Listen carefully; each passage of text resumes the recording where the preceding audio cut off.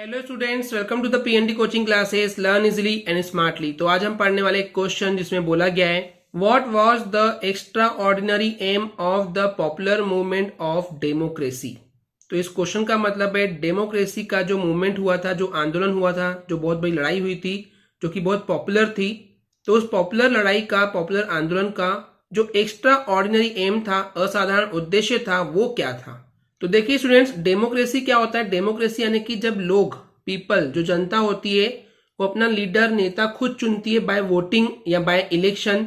तो उसी को हम बोलते हैं डेमोक्रेसी, कि लोगों के पास हक होता है कि वो अपना नेता खुद चुन सके। तो इस डेमोक्रेसी के लिए भी एक बहुत बड़ा आंदोलन हुआ था नेपाल में। तो उस समय उस आंदोलन का, उस मूवमेंट का जो एक्स्ट्रा ऑर्डिनरी एम क्या था, उद्देश्य क्या था, जो कि बहुत असाधारण सा था, वो क्या था। तो चलिए समझते हैं इसके आंसर को। तो नेपाल में क्या होता है स्टूडेंट्स, बहुत समय पहले राजाओं का जमाना था, किंग वगैरह थे। तो वहां का जो राजा था, किंग था, उसने ये आदेश दे दिया था, ऑर्डर कर दिया था कि डेमोक्रेसी को अब खत्म किया जाए, एंड कर दिया जाए। तो क्योंकि वहां के किंग ने, राजा ने ऐसा ऑर्डर पास कर दिया था, इसलिए फिर वहां की जनता ने किंग पे दबाव डालना शुरू की, फोर्स डालना शुरू की कि आपका जो ये ऑर्डर है, जो आदेश है, इसको विड्रॉ करो। विड्रॉ करो यानी कि वापस ले लो। तो देखिए, अब जनता ऐसे ही बोल तो नहीं सकती है राजा को कि भाई आप जो है ये आदेश जो है आपका वापस ले लो। तो इसके लिए नेपाल में क्या हुआ, एक मूवमेंट स्टार्ट हुआ, लड़ाई चालू हुई, एक आंदोलन स्टार्ट हुआ। कि उसका उद्देश्य क्या था कि राजा से, कि जो गवर्नमेंट का जो कंट्रोल है वो अपने हाथ में रीगेन करना, वापस लेना। क्योंकि देखिए, अगर सिर्फ राजा होगा तो राजा जैसा चाहेगा, जो चाहेगा वो कर सकते हैं। लेकिन डेमोक्रेसी होगी तो लोग अपने हिसाब से एक कैंडिडेट को चुनेंगे, एक उम्मीदवार को चुनेंगे कि ये हमारा नेता होगा जो कि गवर्नमेंट चलाएगा।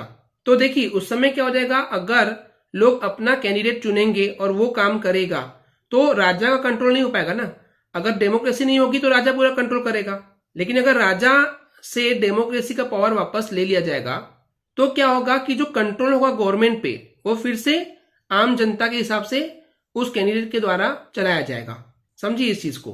वही चीज यहां बोली गई कि नेपाल में इस मूवमेंट का, इस आंदोलन का जो उद्देश्य था वो ये था कि सरकार के ऊपर फिर से जो कंट्रोल है वो रिगेन कर लिया जाए, वापस पा लिया जाए, जो कि राजा के पास था। तो राजा से सरकार के ऊपर जो कंट्रोल है वो वापस से पाना, यही था एक एक्स्ट्रा ऑर्डिनरी एम इस डेमोक्रेसी के मूवमेंट का।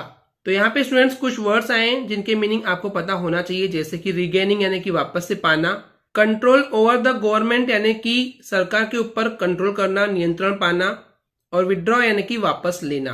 तो इन समरी स्टूडेंट्स, क्योंकि वहां के राजा ने एक ऑर्डर पास किया था, एक आदेश दिया था कि डेमोक्रेसी को खत्म कर दो, तो इसलिए वहां पे किंग पे, राजा पे फोर्स डालने के लिए, दबाव डालने के लिए कि उनका ये ऑर्डर जो है उसको वापस ले लिया जाए। इसके लिए नेपाल में एक मूवमेंट लड़ा गया, एक आंदोलन चलाया गया, जिसका उद्देश्य था कि राजा से गवर्नमेंट पे फिर से कंट्रोल पा लिया जाए, रिगेन कर लिया जाए। यही इसका एक्स्ट्रा ऑर्डिनरी एम था। ओके स्टूडेंट्स, क्लियर है। आई होप स्टूडेंट्स आपको एक क्लियर हो गया होगा। अगर आपको हमारी वीडियो से कुछ भी सीखने मिला या नॉलेज मिला तो प्लीज हमारे चैनल को सब्सक्राइब कीजिए एंड वीडियो को लाइक जरूर करें। आज के लिए इतना ही। Thank you.